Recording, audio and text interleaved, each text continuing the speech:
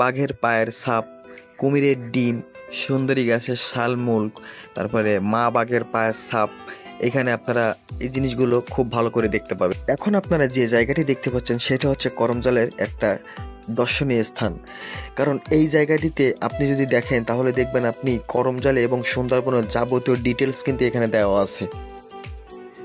আপনারা দেখতে পাচ্ছেন এখানে কিছু ম্যাপের মাধ্যমে আপনি সব কিছু দেওয়া আছে, কোন খাল কোনটা, কোন রেঞ্জ, মানে এখানে যাবতীয় করমজলে এবং সমুদ্রের যে মানে সুন্দরবনের যে ডিটেলস, সুন্দরবনের যে জায়গা, সব কিছুর নাম কিন্তু এখানে দেওয়া আছে। আরেকটা ভালো জিনিস এখানে আছে সেটা হচ্ছে দেখেন সুন্দরী গাছের শালমুল, তারপর হচ্ছে বাঘের নখ, কুমিরের ডিম, মা বাঘের পায়ের ছাপ বা বাচ্চার পায়ের ছাপ, কুমিরের ডিম, এখানে কিন্তু এইগুলো রেখে দিয়েছে দর্শনার্থীদের জন্য।